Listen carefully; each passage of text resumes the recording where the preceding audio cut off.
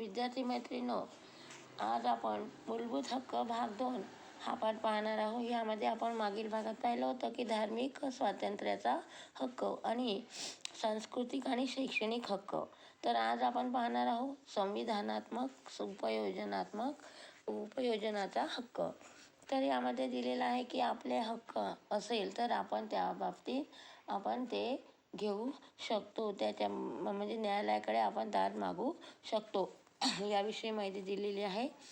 तर हक्कांचा भंग झाल्यास न्यायालयाकडे दाद मागण्याचा हक्क हा सुद्धा एक मूलभूत हक्क आहे. त्याला संविधानात्मक उपयोजनाचा हक्क असे म्हणतात. याचा अर्थ असा की हक्कभंगाविषयी विरुद्ध न्यायालयाकडे दाद मागण्याविषयीची तरतूद संविधानाने केलेली आहे. तर आपला हक्क भंग झाला असेल, आपले हक्क जर आपल्याला मिळाले नसेल तर आपण काय करू शकतो? न्यायालयाकडे तशी दाद मागू शकतो आणि त्यानुसार न्यायालयही हक्कांचे संरक्षण करणे बंधनकारक असते. आणि न्यायालयसुद्धा काय करतो? आपल्याला हक्क देणं त्याला बंधनकारक असते. त्याला ते हक्क द्यावे लागतात. संविधानाने दिलेल्या हक्कावर काही वेळेस अतिक्रमण होऊ शकते. संविधानाने जे काही हक्क आपल्याला दिलेले आहे त्याच्यावर अतिक्रमणही होते. म्हणजे दुसरे लोक हक्क दाखवू शकतात कोणी, आणि आपल्याला हक्काचा वापर करता येत नाही. आपले जे हक्क असेल त्याचा आपण वापर करू शकत नाही. यालाच आपण आपल्या हक्काचा भंग झाला असे म्हणतो. आणि भंगासंबंधीची आपली तक्रार न्यायालयात विचारात घेते.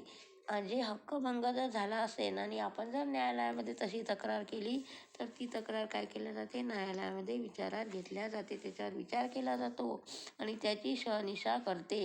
खरोखरीच हक्कभंग झाला आहे किंवा संबंधित व्यक्तीवर अन्याय झाला आहे असे की न्यायालयाला वाटल्यास न्यायालय योग्य तो निर्णय देतो.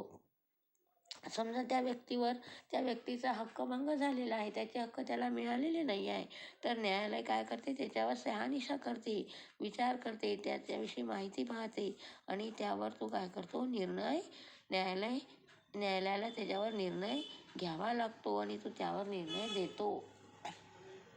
आता काही हक्कांचे प्रकार दिलेले आहेत की कशा प्रकारे म्हणजे हक्क भंग केला जाते.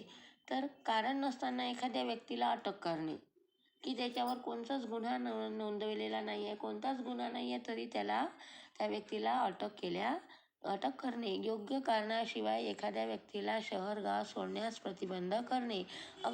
त्या व्यक्तीने जर गुन्हा काहीच नाही केलेला आहे तरी त्या व्यक्तीला गाव सोडण्यास लावणे, त्याच्यावर प्रतिबंध करणे. तुरुंगातील कैद्यांना अन्न पाणी आणि औषधोपचार नाकारणे. तुरुंगातील जे लोक असतात गुन्हे केलेले तर त्यांना काय केले जाते की अन्न पाणी न देता ठेवल्या जाते. पण तसे करणे सुद्धा हे बंधनकारक आहे. त्यांना औषधोपचार दिले जावे आणि अन्न पाणी सुद्धा देण्यात यावे. हे काय झाले? हक्कभंगाचे काही प्रकार या ठिकाणी दिलेले आहेत.